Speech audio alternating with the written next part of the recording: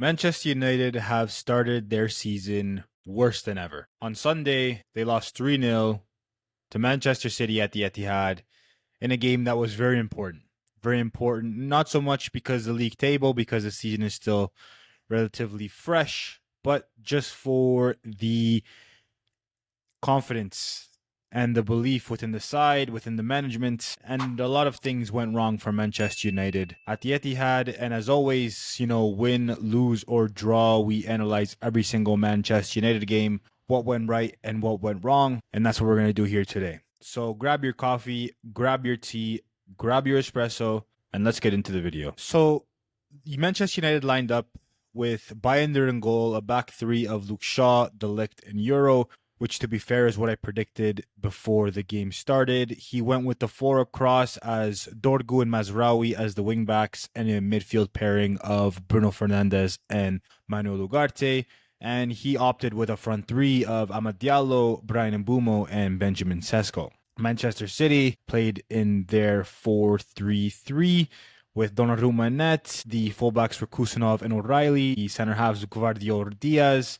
Midfield three of Rodri, Reinders, and Foden, and then the three across the front line was Bernardo Silva, Jeremy Doku, and Erling Haaland. When I saw the team sheet, immediately alarm bells started to ring for me for a few reasons. Number one, I thought there was no possible way that Ruben Amorim was going to leave Kobbie Mainoo out of this game. And well, he proved me wrong. I thought this was the perfect game for Amad Diallo to go right wing back, create those overloads with Mbeumo, try and create chances against O'Reilly, push Bruno higher up the pitch, and get a more tempo controller in that midfield with a Kobbie. I gotta be completely honest, I think everyone knows my opinions by now on the manager. I really wanted this to work, but it's seemingly becoming more and more difficult to back it because I think it's quite difficult to back it when you have two wingbacks who are not very comfortable in 1v1 situations when they're high up the pitch. And that is no knock on either of these players because I think both of them in their own right are very good. I think Mazraoui is actually one of United's better players, to be completely honest with you.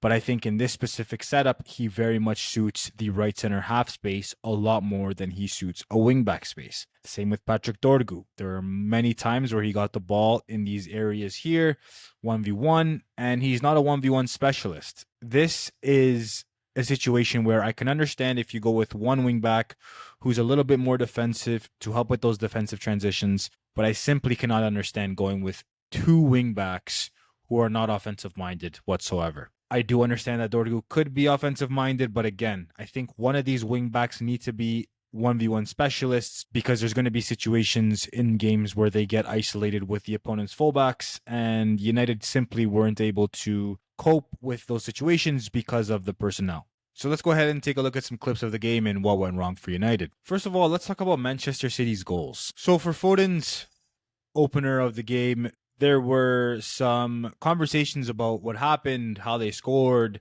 Obviously, when you're watching the game first time, for myself, I'm watching it more emotionally. And then, later on in the evening, I like to take the time to watch it back a little bit more tactically and analyze really what happened and what went wrong. And this was frequent in this game. It was nothing new. What was happening was, and Pep is pretty good at this, to be fair, he's good at getting his midfielders high up the pitch to pin the back line.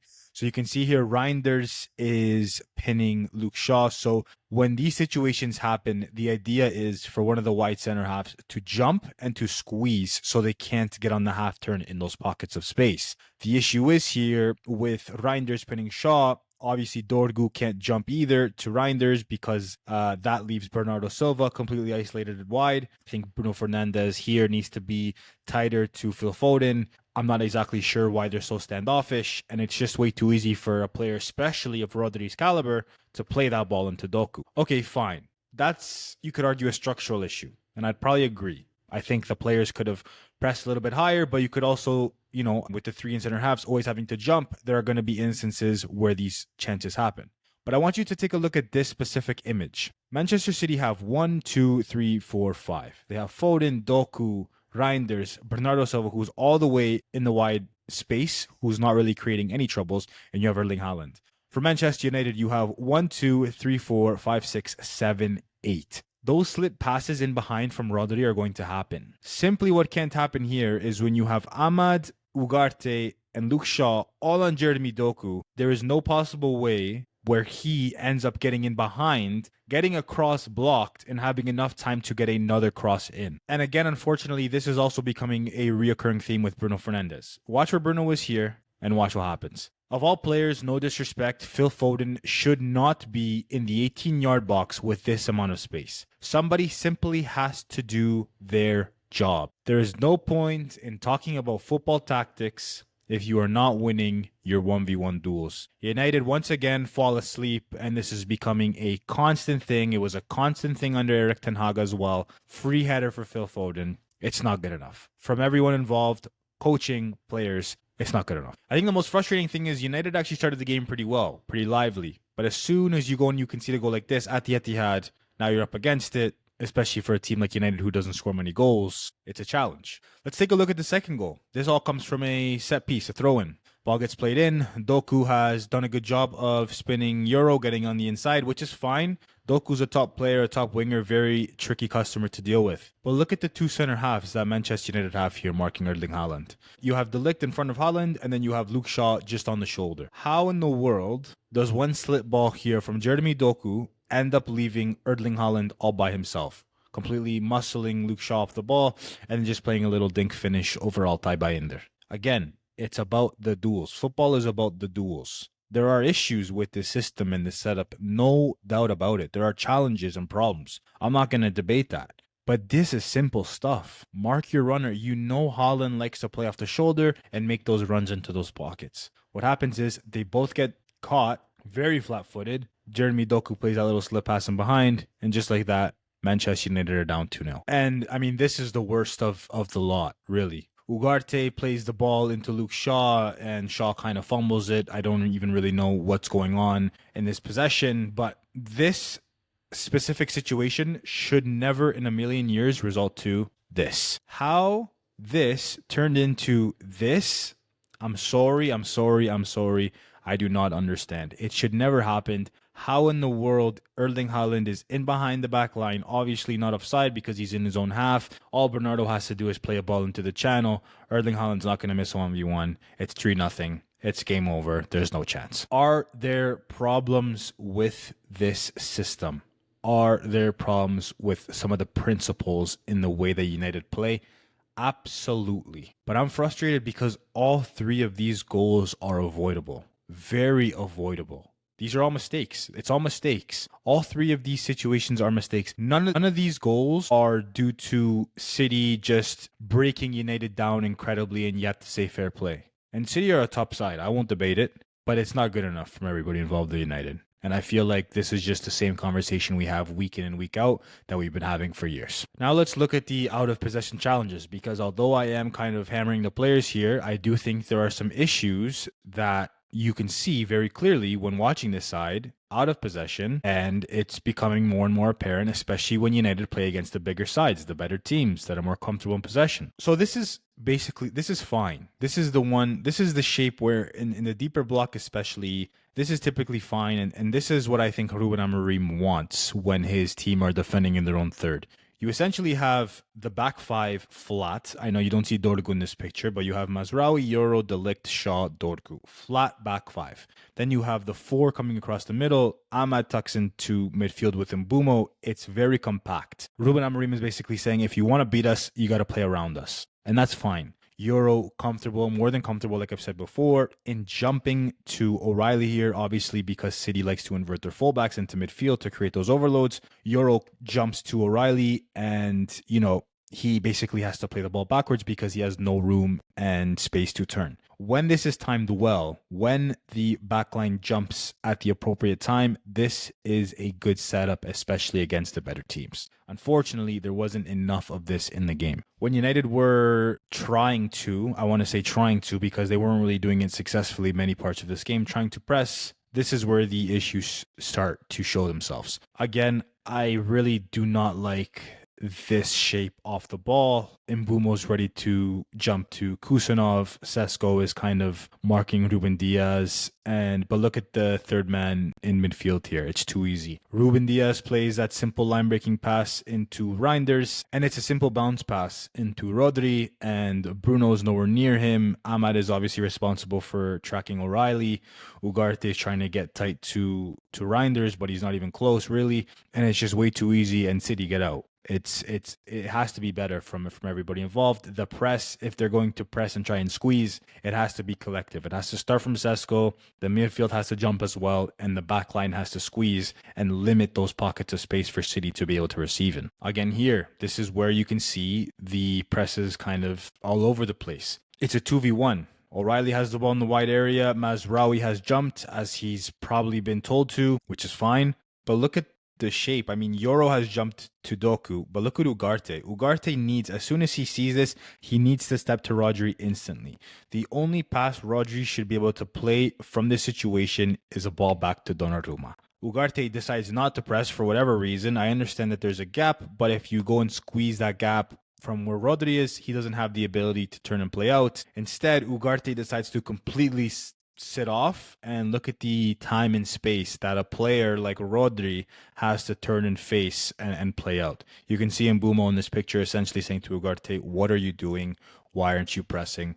Why aren't you closing down the man? It's little mistakes like this that compound over a game, and it's very hard to control a game when you're running around all game trying to chase City. Chasing shadows, essentially. And then here, I'm just confused with what these players are doing in certain moments. Bruno Fernandes is basically the last man aside from De Ligt. He's marking O'Reilly in the space. And just look at what happens.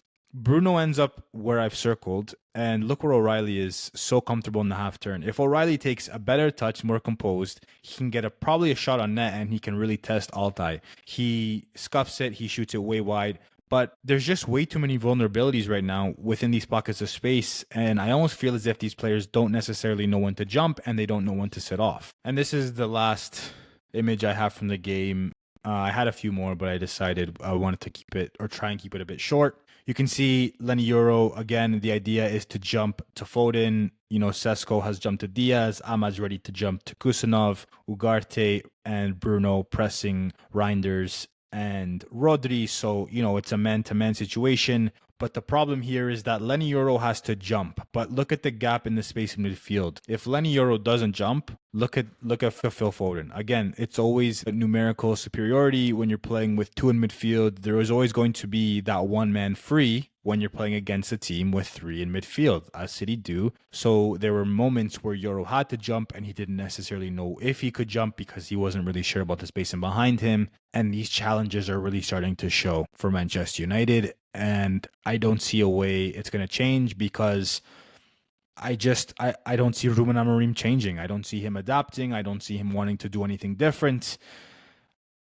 It's quite astonishing that, again, we're 4 games into the Premier League season and it's basically all problems, all issues, all challenges. And there's not really much I can sit on here and say very many good things about what's happening at the club right now. It's really hard right now to, like I said, find anything positive to say about the potential success of Manchester United this season. I really wanted this to be a good season for United, and I'm not going to write it off because we are only 4 games into the season.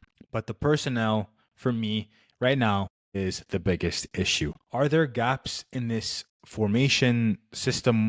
Yes, formation and system are different. Formation is the way the players set up on paper, and then the system is the details in which Ruben Amorim wants his players to create solutions within that formation. Playing Mazraoui and Dorgu as wingbacks against City when you know they're vulnerable, especially in transitions, to me is an issue. It's too defensive. Playing Bruno Ugarte when you have a controller on the bench and Kobe when you could have easily pushed Bruno higher and got one more attacker on the pitch, in my opinion, I don't understand it. Aside from a few half chances, a really good save from Donnarumma and Mbumo. There was a chance where United got Sesko in behind and Donnarumma made a save. United aren't sustaining enough attacks for my liking. And I don't think that it comes down to the formation or system. I think it comes down to the personnel that he's going with to play out the way he wants to play. You can't expect two wingbacks who are fullbacks to all of a sudden start creating massive chances as your wingbacks when you know that your system very much relies on the ability of your wingbacks. You can't expect to have a dynamic midfield when you're going with the same midfielders and not trying to change it up. It's just there are a lot of questions. And unfortunately, again, like I said before, with the results, it seems like it's only going to get worse. If United don't turn this around, then I think we're all looking at the inevitable right in the face. But that's it for this one. Chelsea on Saturday at Old Trafford. I mean, it really is a must win for United. I don't really think anybody could argue that. We'll see if United can get the job done, but I'm sure, as you can understand, I'm having a really hard time being optimistic about United winning a game anytime soon. Let me know what you thought of the game in the comments down below. Let me know what you think needs to change for United to be able to salvage this season. It's incredible saying that, given we're only 4 games into the season. That is it for this one. I really appreciate everybody for watching. Remember to hit the bell notification so you never miss an upload. I'll chat to y'all again very soon. Until next time, peace.